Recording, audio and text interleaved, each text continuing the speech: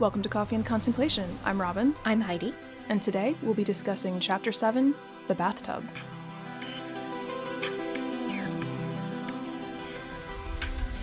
Today's coffee, for me, I'm actually just drinking half calf because times are tough, and so sleeping can be a little tricky sometimes, so I'm trying to ease back on the caffeine a bit, but it's just hazelnut and decaf. But however, the fun twist to this is that I am actually drinking from a custom-made Stranger Things mug, which was made by my last roommate, and she made this as a gift for me, which I really, really appreciate. So thank you, Tatiana. It's the kids on the bikes, and then on one level, and then Flea in the Acrobat style, you've got Will and the Demogorgon underneath, the upside down, as it were. But I really love this mug, so I thought since the coffee's a little boring today, I thought I would spice it up with a more interesting vessel from which to consume it. I actually have a duplicate of that mug, and you can find an image of the mugs on our Instagram. Yeah. And today I am, once again, not having coffee. I am having lemon lift because it's my favorite. Hey, an old faithful. Mm-hmm. It works. And now that we have coffee, let's begin our contemplations. Let's not be coy. This is probably the best cold open of the entire series, I think. At least that's how I feel at this particular moment. Yeah. It's, again, because we highlighted how short the last one was, I don't know if they intended it to be this, inverted or what, but it's so good. It is. It's so good. What's interesting is that there are several episodes up to this point in the season where I pretty consistently remember most of what happens in the episode. But with this episode, it's like I remember Polaroids, sort of, Polaroid moments. One of them being the van and another being all of them crouched down in the bus trying to hide from the helicopter, and then Elle in the bathtub. And there were huge swaths of the episode that I didn't remember. Now that's interestingly not to say that I didn't enjoy them. Me realizing that I had forgotten them helped me to appreciate them all the more this run through. But I think it speaks to the power of those, especially the van and the bathtub moments. They just stuck in my memory. So to get into the details of this fantastic cold open, moments after the end of the monster, Elle and Mike are in the bathroom and Mike's helping her clean up. It's almost a romantic I mean, it's intended to be romantic, but I'll admit that, I don't know, I always kind of thought that the stuff of them kissing or almost kissing here in particular felt a little forced. I don't know that we needed it at this point. It's obvious that Mike and Elle are a thing. And it's also obvious that they're very young and that this is their first time, experiencing those kinds of feelings, especially contemplating whether those kinds of feelings might be reciprocated. It's different from my kind of joking about Nancy being Steve's first big boy relationship. This is a very puppy love relationship at this stage. It's not to say that I don't love and appreciate Mileven. It's not No, we like Mileven. Yeah. Around here. Yeah. Yeah. Yeah. No, I'm fully on board that ship. So I really love the exchange between Mike and Mileven when she is missing the wig, kind of, towards the beginning of the scene. And he says, "You don't need it." And she has this incredibly vulnerable expression and this echoing the animalistic side of her that I talked about in earlier episodes when she's more angry or afraid. But this is obviously a very, very vulnerable moment for her, and that kind of comes out as a sort of sad puppy kind of vibe, and I don't mean that in any way critically. I think it's beautifully acted. And when she's still pretty, she is looking for validation and she's scared that she won't get it, and then Mike is yeah. I think him sort of not realizing that this could be a romantic moment kind of enables him to just kind of be there for her and to just reassure her without it having a lot of baggage on it. And then when they start leaning towards each other, I do kind of like it, but I don't read it as an almost kiss. I actually kind of read it as neither of them knows what's about to happen. Right. Why are we getting closer? I don't know. I kind of want to get closer to, and and then Dustin's like, wha-bam! Yeah. Announce urgently that Lucas is trying to reach them over the walkie-talkie. And I always get so much enjoyment out of Lucas's, like, son of a bitch! Like, I don't... And I'm always... Why. Because it's great. It's so, like, candid. I love it so much. And I'm always wondering, who is he saying that to? Like, is he saying that to, like, his bike won't go fast enough? I think he's saying it to the walkie-talkie, because I bet he knows they can't hear him properly. Yeah. And he's just like, son of a bitch! Yeah. Just, it's hysterical. And I don't know if they intended that to be as funny as it actually is.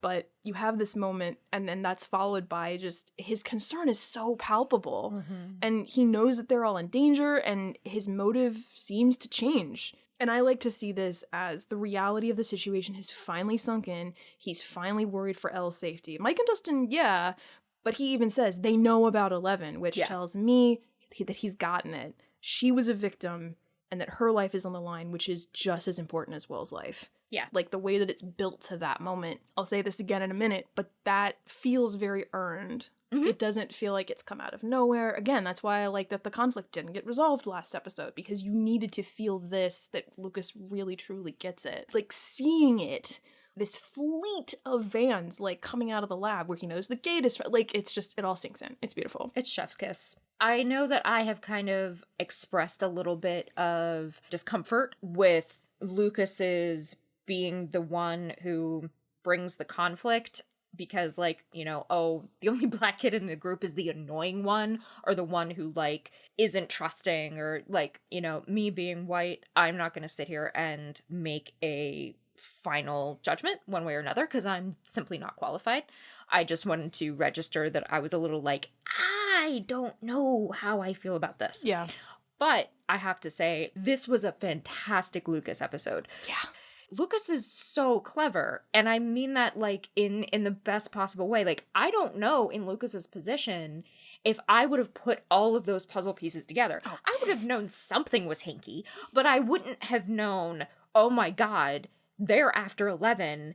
But the fact that, first of all, he's in a position to figure everything out, but then he immediately springs into action. Like, he's scared for everyone else's sake, but he is absolutely not turning away from the danger. He is plowing straight into the danger, screaming the whole way. Doesn't waste any time being like, well, I still don't know about you, but at least I like these guys. No, we're not going to waste time talking about it. Get out of there right now. I love it. Yeah. Well, and I like, too, that his smarts are also earned. Yeah. You totally buy that these are kids that have these very, very sharp deductive reasoning skills. And to your point, that Lucas, in the heat of the moment, is just like, get out of there. Mm-hmm. And you hear his concern, but they don't skip over the apology that comes at the end. Yeah. But he does say, I was wrong. Well, let's continue on. Yeah. So Mike rushes into the kitchen and asks Karen about whether they have any scheduled repairs. Karen is asking about whether Steve is home. And I think that's the closest we ever get to, like, possible direct connection to the Harrington parents. It seemed like there was some hesitation on the other end. And I think Karen was trying to check up on Nancy, because she said, well, I know that she and Steve have been spending some time together. Can you ask him? And whoever was on the other end of the line was just, like, blowing her off. And then Mike comes in and starts, like, with the whole questioning and everything. Meanwhile, Dustin watches the fleet of vans arrive outside, and I noticed there's a weird blurring effect on the one van when it turns into the Wheelers' driveway, and it made me wonder if it was two shots stitched together using, I think it's called the morph dissolve in Premiere, which is an effect I've used a couple times. Or tried to. I've never been able to make it work, because it ends up looking like what this does. And you only really see it, like, on the actual writing on the siding of the van, but it was a surprising thing to catch, because it was like, really? Okay. If anyone asks, I've left the country. I love that line, and I love her reaction to it, because she's just like, what? And my first thought, when Dustin came in while Mike was trying to talk to his mom, and then Mike did the same, like, 1 minute finger thing to Dustin that Karen had done to Mike. Sure does. And Like, I kind of like chuckled a little bit, but Matarazzo's delivery of that line, Mike, we need to go right now, flips the entire tone of the scene and the episode up to that point in this like really, really serious direction that like sets the tone for the rest of the chase scene. And it's so masterfully done, both by Matarazzo as an actor. I'm sure that there's like directing and cinematography and like score all kind of like folded into that. And the chase essentially begins from there. The kids use woods and non-paved areas to actually get ahead of the vans. Mm-hmm. The way kids would, they would know off-road paths and trails to take. Yeah, I was actually thinking about this sequence in Trevor Noah's autobiography. I promise. There's a connection. I just made a face like, what? Whoa, okay. So Trevor Noah was talking about how, you know, in one of his childhood adventures, he and one of his friends had to run from some manner of authority figure. I don't remember if it was cops or like teachers or grown-ups or something, but they knew the neighborhood inside out, upside down, backwards and forwards. Oh, that's right, yeah. And the people who were chasing them were just like chasing them along the sidewalk. So they just like bolted, and there was never any chance that they were going to catch up because they just did not have the depth of knowledge of the neighborhood. And what I was thinking about kind of in conjunction with that is these kids know the neighborhood, they're of the neighborhood, and like this is their home territory. And it's kind of I think there's an interesting level of like oppressive authority versus like, you know, the little guy, like a David and Goliath kind of thing happening, or like a Robin Hood Prince John kind of thing happening. They are able to live in and escape the oppressive authority of this government figure because they know their neighborhood, they know their land, they know their people. Mm-hmm. It almost feels like a recurring sort of thing that they don't go too far into, but that the more human element over the more authoritative element is always going to be successful because of the relationships that can be found within the human element. Brenner and his goons have all of this authority politically, governmentally, etc. They also have all of these like guns and vans and resources, but they're outsmarted and outwitted by this pack of people who care about each other. Not only is that very heartwarming and very pleasant for us to watch and like very in keeping with like American values, but also it is very earned. It's very believable. You understand exactly how this ragtag team is able to outwit this much more powerful group of people. That makes me think of the moment after the van flip when you see Brenner. He walks around the van that's just crashed without any concern for the drivers or the passengers that were in it. Just absolutely cold and callous. But that van flip, though. I have some quotes from Worlds Turned Upside Down here. Special effects coordinator Caius Mann explains how he helped 11 make the van fly. Quote, "From our standpoint, it really wasn't that supremely complicated. A flying car is a flying car. There were some unusual aspects to that because of the unnatural way they wanted it to fly, where it lifted sort of straight up and then tipped forward. So it took a little engineering, but it worked when we did it. We actually physically fired a van. We towed one down to the street, and the van had in it 2 nitrogen cannons, 2 nitrogen sleeves that fired a high-density plastic slug out of the bottom of them to push it up into the air. One was just hitting it a little harder than the other, which is what resulted in it going end over end the way it was supposed to. We built a small test in our shop. Basically, we built a plywood van with a couple of pneumatic cylinders, and we hopped it around the shop a bunch of times, and we were satisfied that it was going to function. The Duffers wanted to see a full-size version of it to make sure that we could get it sufficiently high so that they could composite the children on the bicycles underneath it. We shot it in the air, and then we had the kids ride down the street with the camera in the same position. Then we just cropped the 2 images together. We didn't shoot the van over the kids, that would be insane. We took it to a parking lot, a similar van, not the exact same van, to a parking lot at Screen Gems, at our studio, and shot it. It launched, and everybody was excited.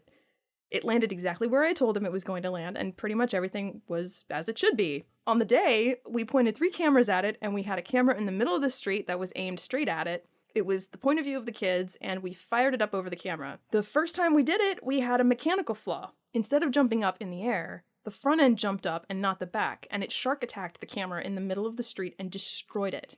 So that didn't work as well as we would have liked.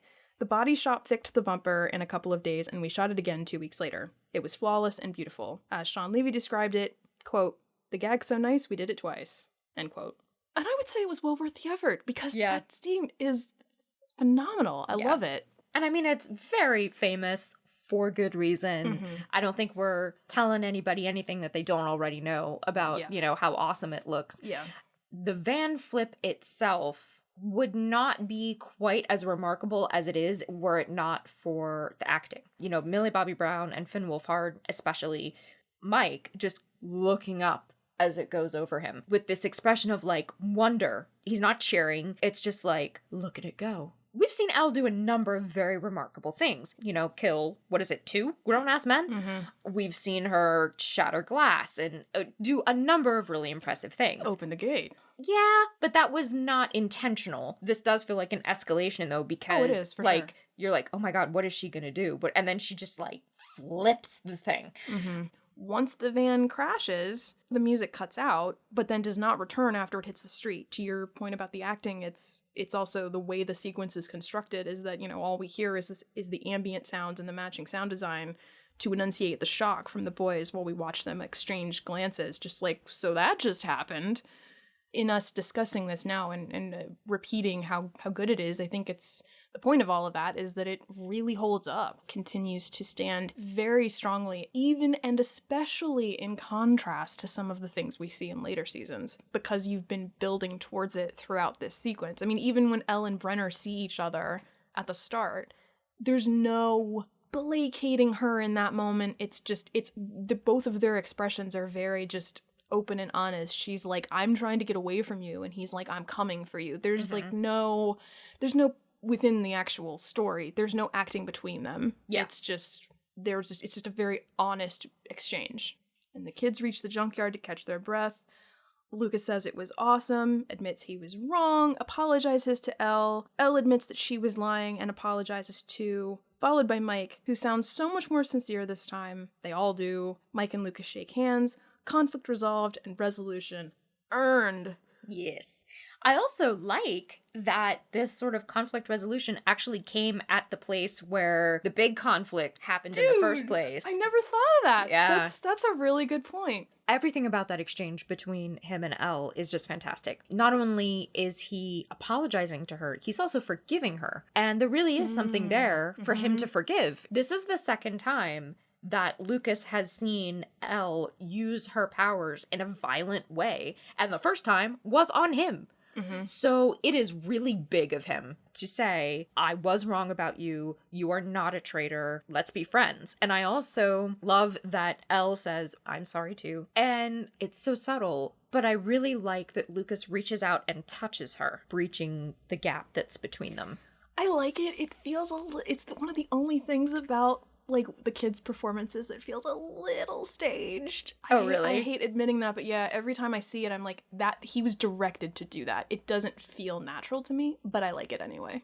I like too that Lucas's characterization is consistent. He doesn't pull a Dustin and suddenly go, it was awesome. He's not cheerful because the show doesn't, and the writing doesn't ignore the fact of everything that's happened between them. There's also like a tone of still a little, I would say a little bit, not fear exactly, but just respect in that tone. Like I'm still very much aware of the kind of power you have, but it's awesome. Mm-hmm. So I like that too. Did I mention how good this whole sequence is? Seriously, if you're listening to this and you haven't been watching along with us, I strongly recommend at least watching that sequence. Like, pull it up. It's so good. Actually, like, let me take a little bit of a moment to shout out to my mom. Mom doesn't like Stranger Things.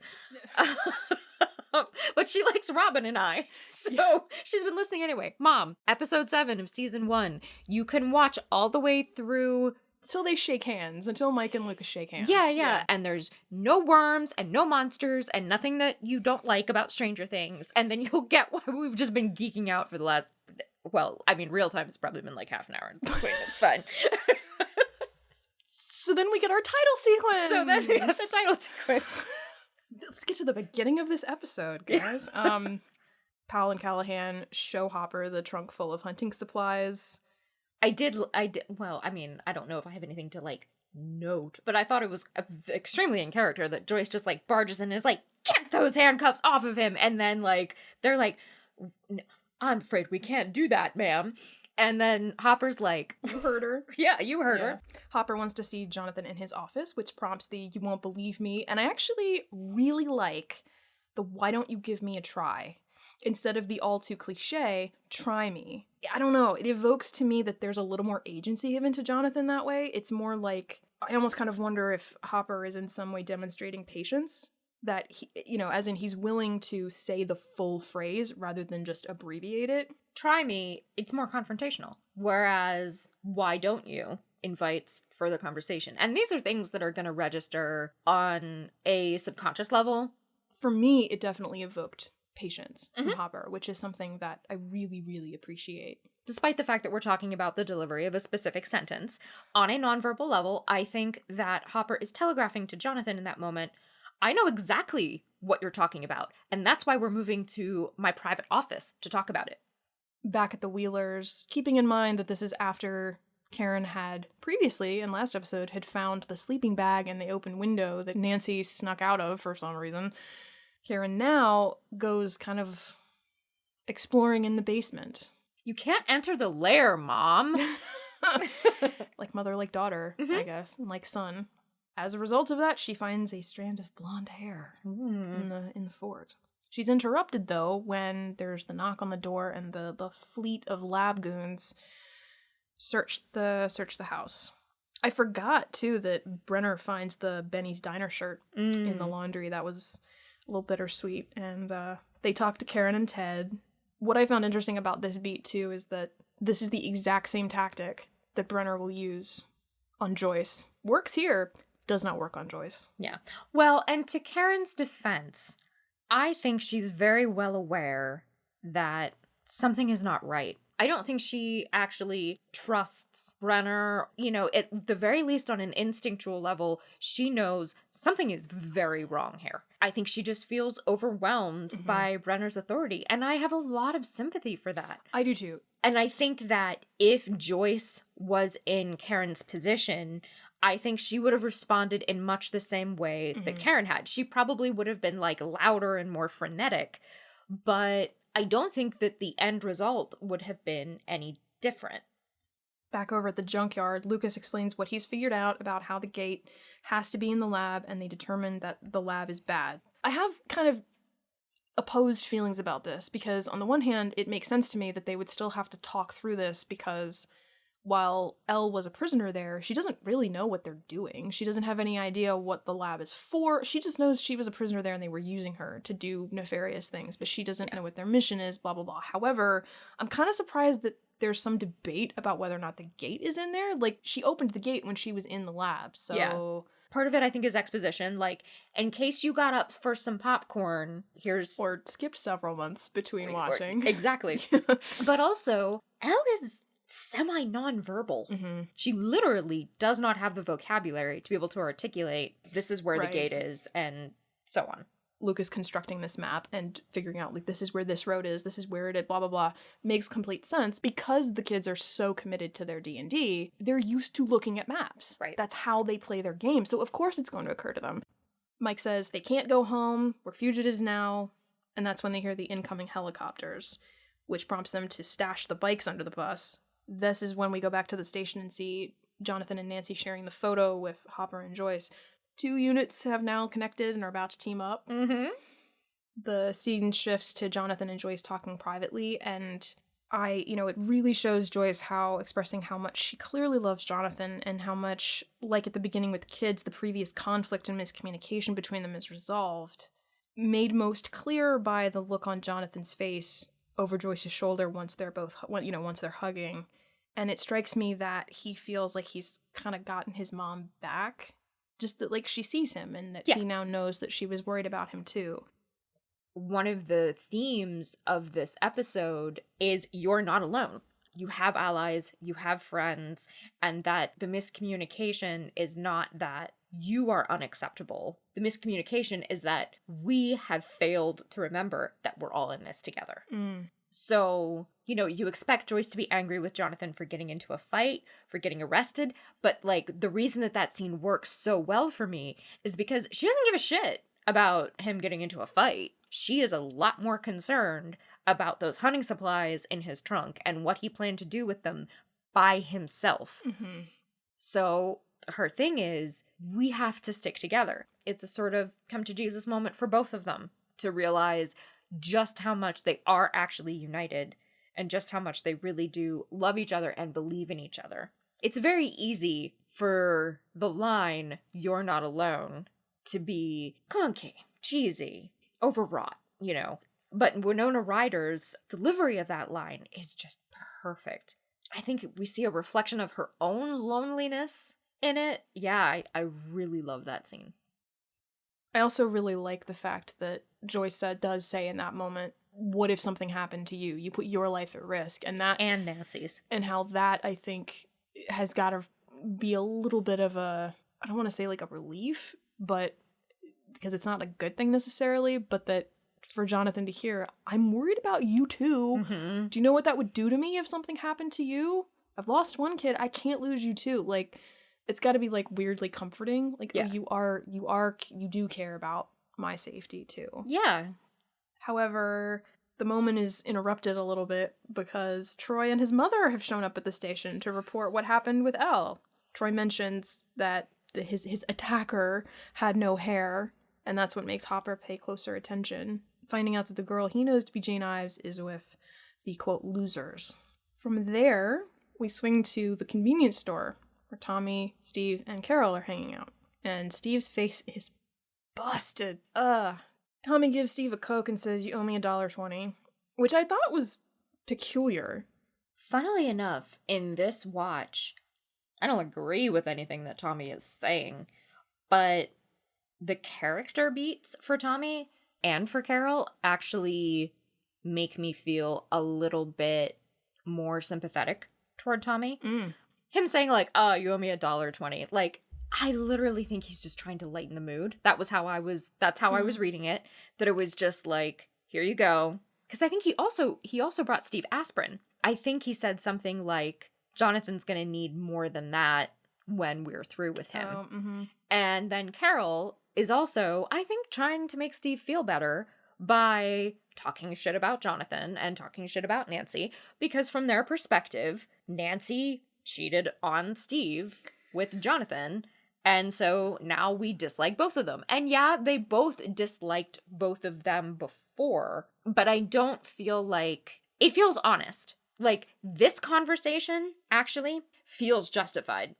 What doesn't feel justified is this conversation in context with everything that we have seen from the previous episode. I don't disagree that it's in character, but I do disagree that that like there's an earnestness to it because of the blocking, because of the way that it's directed and staged, in that Tommy even has to reach around Carol to like give Steve the stuff. But when they start talking shit, it's very much the two of them isolated. Steve is very much separate from them. The way that even down to the fact that like he's sitting on the car as opposed to the two of them who are standing like apart. So I kind of feel like it is deliberately like separating them. Like they just, because Steve even says it later in the scene, like, you're just miserable. And I feel like that's sort of what they're going for, is that they're trying to say like that they just kind of enjoy being awful. And so, which I do kind of think tracks through the season. Mm-hmm. I don't think that they are particularly loyal people. Especially considering like how quickly the scene changes and shifts and their relationship shifts, because they've been saying these same things about Jonathan from that second episode, from the first scene in which we meet them. Tommy even echoes that about how much you want to bet he killed him. It was just like, he probably had that look on his face when he killed his brother. Yeah. So it makes me wonder if like Steve is hearing this shit for the first time. Yeah. Like, and it's, doubly impacted by what he just said to Jonathan. And like, I don't want to do this anymore. I don't want to be like this anymore. I don't like watching this scene. I hate the scene purely for secondhand embarrassment. And which is so weird because of like how much anger and like vitriol I had for Steve last episode. And I don't know if that's because this scene is like quite literally a direct confrontation between season 1 Steve and knowing where he's gonna go. Mhm. Those two sides of this character like kind of clashing in this moment. It's a very uncomfortable place to be.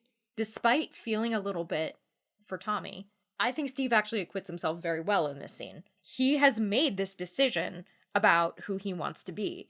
And I think he realizes that, like, he can't go in that direction. He can't change his life that way without fighting it out with Tommy. Like, I don't feel any secondhand embarrassment on his behalf watching that scene. I did think, though, when Steve says this thing about, like, you never cared about her, you never even liked her, I'm like, you think? Like, come on. Actually, the other reason that I kind of felt for Tommy a little bit in that moment is because he stood up for Carol. I don't agree with what Carol was saying whatsoever, but this is like the second or third time that Steve has been quite vicious to her verbally. Well, the first time it was completely undeserved. These second two times, it's a little bit more deserved, but at the same time, Steve didn't have to be that harsh. She was being cruel, but as he says in that moment, you are always cruel. This is just part of your makeup. This is, and he's been hanging out with her this whole time. So if this is not a surprise, why are you acting like this is an escalation when she's been doing shit like this whole time? Well, and he doesn't, like, yell at Tommy like that. Right. Like, he doesn't yell at Tommy for saying, like, yeah, Jonathan Byers killed his brother, you know? So I'm not defending Carol or her, like, slut with a heart of gold thing. I think I might defend her if she hadn't used the word slut, because her point stands. Yeah, that's This girl true. betrayed you. That's Why true. are you defending her? Yeah. So I do actually like that Tommy's like, I don't know what's going on with you, but you don't talk to her like that. Well, I mean, it reeks of that idea of, like, I can be I can be as shitty as I want to her, but you're not. Yeah. Because Tommy's been pretty nasty to her, too. Oh, yeah. Not in the same way as Steve, but it stands in interesting contrast, or comparison, rather, to the fact that you have all this conflict and resolution happening between the kids and between Joyce and Jonathan, and then you have Steve essentially, like, Tommy yells out to him here, yeah, run away, you always run away, which is, he's not actually doing that. He's actually going to try to make amends. Yeah, he's going to confront the problem. Because he does go to the marquee in this one, but what he doesn't do till episode 8 is he goes to the Byers' home to apologize. But also, I imagine to be like, to do exactly what you said he should have done in the first place, which is like, I should have gone to Nancy first and said, like, what gives? You want to explain yourself? Yeah. And actually have the conversation and find the resolution. But at this point, it's not just to be like, what gives, but to also apologize for his role in what happened. But the fact that he goes to Jonathan's house first to be like, dude, I was out of line, like, it adds to this theme of, like, conflict and resolution within this particular episode, which I guess also speaks to the fact that, like, you need to get these pieces in motion to get to the big finale next time. I don't know, I think in general, one of the things that I like about Steve's arc across all 3 seasons, and that's with a number of asterisks, sometimes we do have to get a hard, unpleasant look at ourselves, something that we're doing or we've done or believe before we can make a change for the better, and, you know, whether that's something big or small. And I think that's what I, and probably several other people, find compelling about this character. Just, it really offers a potential display of what it looks or feels like to make a change internally. Because the show doesn't let Steve just, quote, be redeemed. He's still confronting a lot of this stuff. I mean, literally the last scene we see of him is him being confronted by someone he used to, maybe not bully directly, but certainly thought he was, like, someone from his high school years who knew this version of him. Right. And I think that that's often how making a big change like this can actually work in life. It haunts you, even if others let it go. I think that's actually something, weirdly, that is echoed in substance abuse recovery, because one of the steps is going and apologizing to all of the people that you wronged without the expectation that they will forgive you or reinstate the relationship. It's just, you are going to say, I acknowledge that I did XYZ. And this was also a new thought, that I wonder if this is actually what he's referring to in season 2 when he says that I may be a pretty shitty boyfriend, which is a line I've never liked, but I'm now wondering if this is actually what he's referring to. Like, the way that he used to be. and that it's always been something of a ghost between them, you know, along with other stuff, granted, Yeah. but just something to revisit. Yeah. I did wonder if the line, "You couldn't take Jonathan Byers," like, oof, like that I think has an extra sting, because not only could Steve not take him on in a fight, but also he essentially lost in sort of competition with Nancy. Yeah, like, and that's absolutely something, an accusation that would come very much from someone like Tommy, who's very invested in, like, machismo and that kind of, like, toxic masculinity perspective toward relationships and toward women. So all in all, I guess ultimately it's a good scene. It just has a lot of baggage for me. Team Hopper, Joyce, Jonathan, Nancy spy on the Wheeler residence, and there's a sweet moment where Nancy worries about her parents and Mike. I know, and Hopper is, you know, trying desperately to get her not to do something incredibly stupid by going back to the house, and Hopper correctly points out, like, her parents are gonna be fine. They don't want her parents. We don't need them to know you're involved. Right. And, of course, intuiting that they haven't found Mike and then pointing to the helicopter. She's like, "For Mike?" He's just like, get in the car, I swear to God. Yeah. In the car, they figure out how to find the kids before the lab guys do, because Jonathan has an idea. When they return to the Byers' home, Nancy balks at all the Christmas lights, and they get out the walkie-talkie. On the junkyard bus, the kids get a radio call from Nancy and debate whether or not it's safe to answer. With much discussion of Lando Calrissian, which I appreciate. There's one plot hole here, and I love this episode so much that, like, I don't even care, but I do think that it does have to be acknowledged. The lab guys, with all of their, like, superior tech and whatnot, and knowing that these kids are into AV shit, they're not monitoring the local radio frequencies. They were. We've seen them do it. Yeah, that's a good point. It's funny. I thought you were going to say something about the range. Like, they're not, the range is too far between honey, the house. I know fuck all about that. Well, just because in the very beginning, it's the whole, Lucas is way out of range. I wondered if that's what I thought you were going to say. So there's two plot holes. But it absolutely has no effect whatsoever on my immersion or enjoyment or appreciation of the episode as a whole. Yeah, same. I'm like, whatever. Yeah. Back in Hawkins downtown, this is when Steve goes to the Hawk and offers to lend a hand to the guy cleaning the marquee.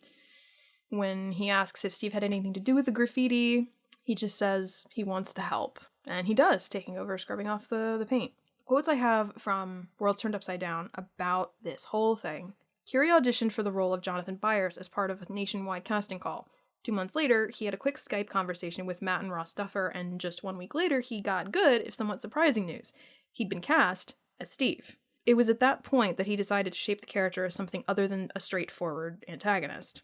Quote, "I wanted to justify the character's actions, so he wasn't doing terrible things for no reason," Curie says. "That was my goal going into it. Then as the process went along and the scripts came out, I worked with the brothers to create this sort of tightrope between doing the right thing and doing the wrong thing, just trying to make sure that every single choice that he made, whether it was good or bad, was justified," Curie adds. "I don't think he's necessarily turned out to be a villain, but I do think he was the opposite of Jonathan. He's pretty affluent and maybe doesn't understand things the way a character like Jonathan, who has been through struggles, does, just because of his upbringing." End quote. So I've had those quotes kind of floating in my brain since I got the book back out when we were like mid podcast recordings. And so I really like the approach that they had. And, you know, credit to them for not just casting him, but also listening to him. Mm-hmm. Back on the bus, Dustin starts to panic and pace. It's been too long. I laughed so hard when Lucas said, "Why would the chief set us up? Nancy, maybe." And Mike throws his hands up like, what the fuck? Like, this is kind of cute, especially since we just saw Nancy display concern for Mike's safety. Yeah. So that was cute. Yeah.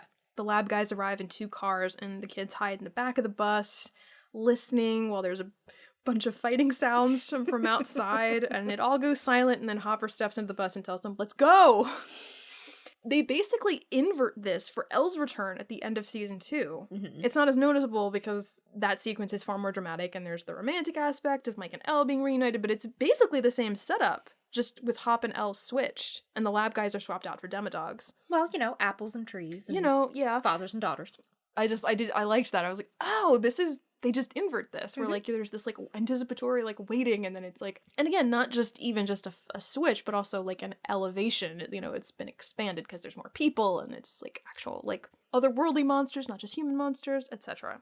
Jonathan, Nancy, and Joyce meanwhile wait anxiously until Hopper returns with the boys and 11. All the groups are now working together. Ding. Mike explains the flea and the acrobat theory. Elle confirms for Hopper that the gate is underground near a large water tank. And I'm not sure how to read like their intense stare back and forth, especially with future knowledge for where their relationship will go. But I mean, one thing is clear, this is not the same pair as later seasons. It just shows how much they're going to change and grow. Elle tries to find Will and Barb, but she can't. The boys explain Elle's powers, and I noticed that they do use the battery comparison here, which I forgot about because it seemed like it came out of nowhere in season 3, but they do use that metaphor here, so I have to admit that. And Elle tells them that she can find Will and Barb in the bath. And this just, I don't know, that scene where she's in the bathroom and she's having a rough moment, and then she looks over her shoulder and she figures it out. It really cements this idea that a theme across all 3 seasons is Elle choosing to use her powers, even and especially at great risk to herself. Yeah. There's always kind of this moment where she chooses, what am I gonna do this? Do I want to? No. I can't think of a time when she doesn't choose to try to use her powers to help people. I mean, she's confronted with that in the Lost Sister episode in season 2, and she chooses to go back at risk to herself, at risk to not being able to enact her own desires for revenge and to get answers. And cut to footage of the thing. And Mr. Clark watching it with a lady who seems less than happy about it. Was that the thing? Yeah. Was that the movie they were watching? I'm pretty sure. I mean, if I'm wrong, listeners, please correct me, but I'm presuming that it's the thing. I have not experienced this cinematic masterpiece. But I haven't either. I've only seen pieces of it, and it's more than enough, at least for me. As we've mentioned, we're not horror people. Even though I might get my extremely harsh feminist card revoked for this, I kind of like the moment they're invoking that trope of the girlfriend watching the scary movie despite not super being into scary movies because she knows how much her boyfriend likes it, and also because, you know, it gives her an opportunity to be like, ugh, and kind of like lean on him a little bit. I thought it was sweet, especially because he then immediately like comforts her by being like, by breaking it down and demystifying it and being like, no, that's not actually a person's head. That's bubblegum and plastic, you know. The phone rings, and Dustin makes the legendary phone call to get information on how to build a sensory deprivation tank for fun. When the camera pans around to reveal the whole group watching him, boy, do I feel the pressure that's on him. And this leads me to a question that I would have for the Duffers, which would be, how did that conversation go? You know, when they elect Dustin to call Mr. Clark, you know, I don't need it, like, in the show. Like, I'm not saying, hey, this is a scene that's missing. But it makes me wonder, just out of pure interest and curiosity, to be like, what was that conversation? Did Dustin volunteer? Did they all kind of go, well, who should call him? And then everyone like turned to look at Dustin and he was like, what? Like, what was that scene? I'm very curious. Or even to ask Gaten Matarazzo, like, how do you think that would have gone down? Why are you keeping this curiosity door locked? Oh my God, it's... Well, and something that I forgot, again, that I just thought was really sweet is that Mr. Clark's immediate response to realizing that Dustin is calling him, especially that he's calling him so late, is, are you okay? Yeah. I love too that then Dustin is like, yeah, right, yeah, okay, goodbye. And then like, okay, I've gotten what I need from you, all right. This show does not need another core cast member. There's a lot of characters already, but I feel like Mr. Clark would be a really valuable addition to the Scooby Gang. Dude, that was something that I felt about season 3. I was like, can we please bring him into the fold already? Please? It's not that it doesn't work in the 3rd season or anything, but it's like, I really wish they would, especially since they even mentioned the kids. I think it's Mike goes at one point, what does Mr. Clark say? Like, let's reason through this. Or I forget the exact quote, but the fact that they're still thinking like in terms of that, which I love that line too, by the way. I mean, he's kind of, in Bond? Isn't there like a M? He should be their M. And so with all of the information gathered from Mr. Clark, they head to the school to make the bath. Hopper and Jonathan gather salt bags. There's a great blooper here where Harbor just keeps tossing bags at Charlie Heaton and when he couldn't catch them.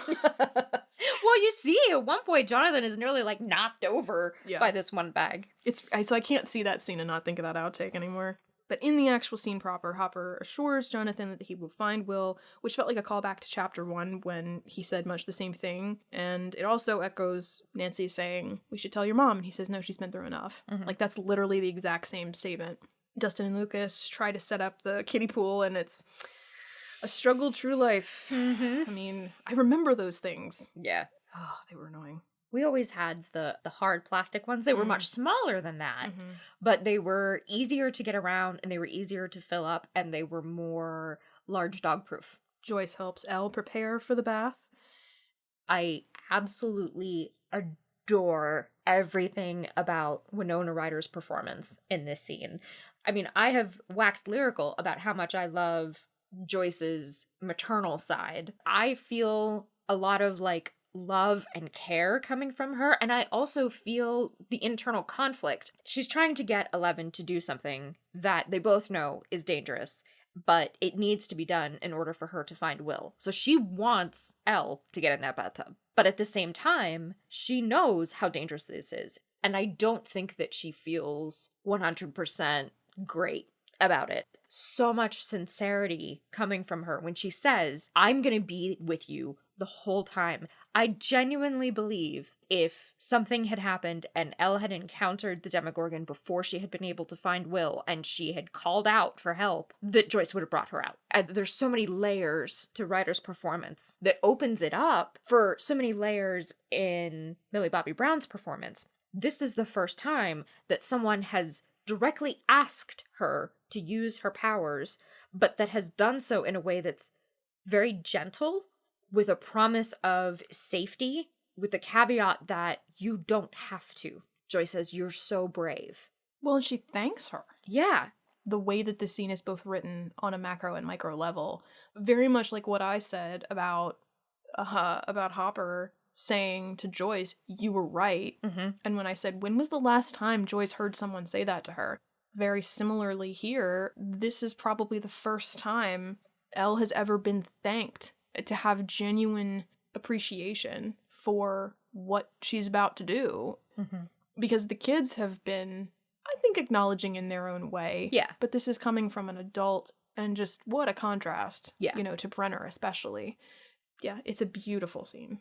And watching this time, I wondered, why didn't they give her new clothes? Like, maybe some of Will's, the same way that she wore Mike's sweatshirt and sweatpants back in chapter 1. I mean, granted, she's gonna get the dress wet and in the bath and all that, but after that, like, they couldn't have brought, like, with them a spare set of, like, a shirt, pants, socks, shoes. I want that for Elle. She deserves a new outfit. Well, she gets new outfits.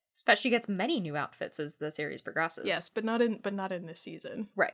And of course, it's sweet to watch both Hopper and Joyce help her in.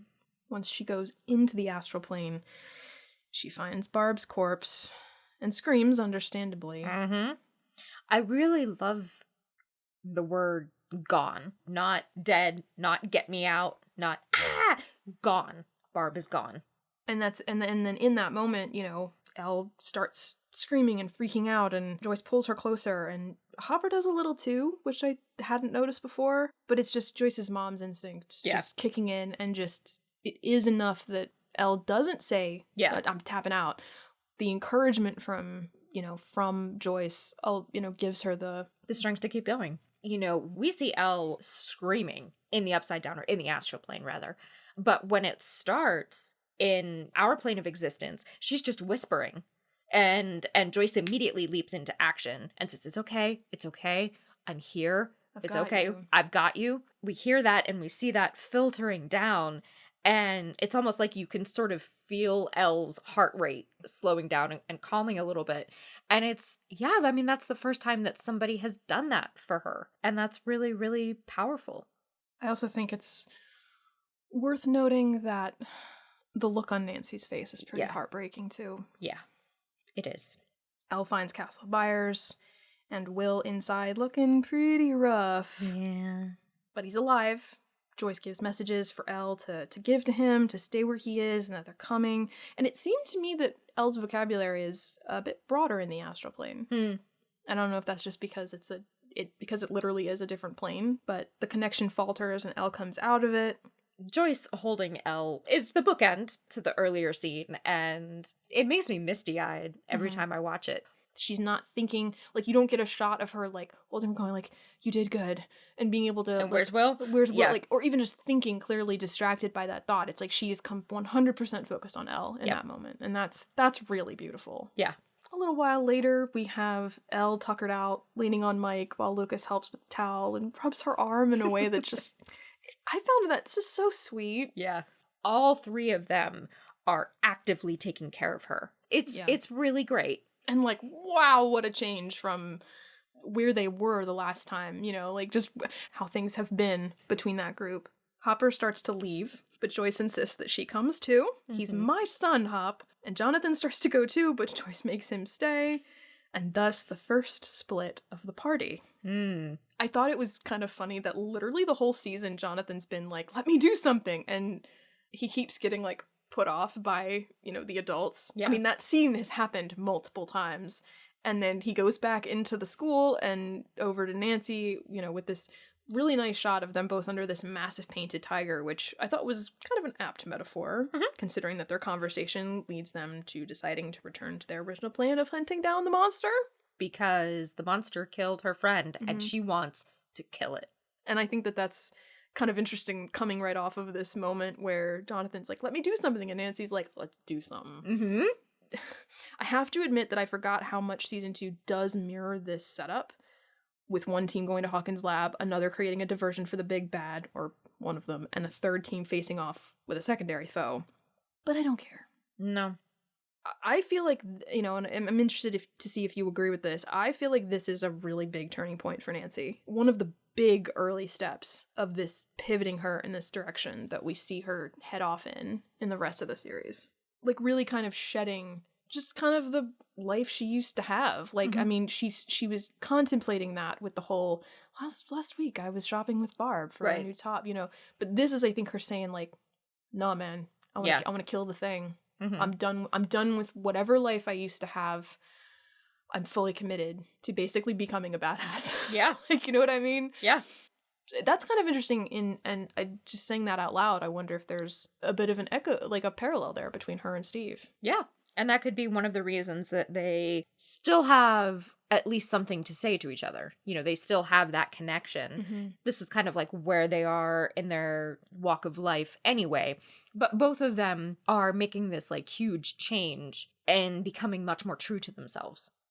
So yeah, the party splits again while Nancy and Jonathan sneak off to the police station to take back their gear. Hopper plans to just sneak into the lab like he did before. Joyce isn't so sure, but they do it anyway and are quickly ambushed.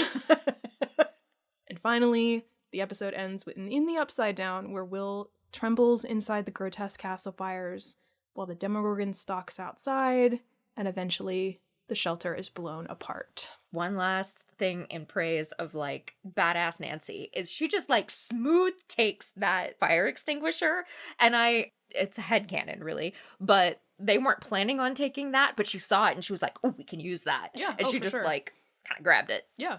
And yeah, what an episode! I know. Oh my God. I couldn't believe when the episode was over. I had a very much a moment like, it's over already? So much happens, but it's like, it definitely goes by very quickly. Yeah. And, like, I knew that it was ending because I knew that this is, you know, it ends with poor little Will. Oh, man. Oh, man. Oh, just, whew. This So kid much. can't catch a break. I know. Oh. And I remember, though, I have to give the episode credit for, like, the fact that he does get caught. It's really impressive that he's been able to stay hidden, that it didn't get him to begin with. Yeah. And as awful and as heartbreaking as it is, I think if he'd been able to just hide the whole time, if they had found him just in Castle Byers, I'd have bought it because I want things to work out. But you know what I mean? I think it gets a little extra credit for not playing it safe. Mm-hmm. Well, that's their setup for the entirety of season 2. Yes. Is that he has this possession, essentially, because he got caught. They didn't know that they did not have any future plans for the second season when they wrote this. But I also respect the fact that they utilized that as their, you know, what propelled them forward. And I wish that was actually something that they had done more at the end of the second season. Right. We're almost at the final episode of season 1. I can't believe it. Like the instinct that you had last time of like, can we watch the next episode? And I was like, no, because I am really trying to be disciplined about not watching the episodes until we're preparing to record, because I want to keep my impressions fresh. But like this time I was like, we're going to watch the next one, right? Right? Yeah. So no, I have to kill my own joy this time. Yeah. And say, no. Just reserve the joy. Yeah. This is a pretty rockin' episode. Yeah. Unlike a lot of, I mean, we've had some like, I feel like this is one of the episodes we've gotten through and have had probably the least negative things to say. Mm-hmm. There's nothing that sticks out that I feel like is upsetting. Yeah. This one is probably, I would almost say, is probably the strongest. Just from this close reading, very critical perspective. Yeah, it's definitely up there, if not the strongest. Yeah. So with that said, this concludes our contemplation of Chapter 7, The Bathtub. Thank you for listening. We'll see you next time. Over and out.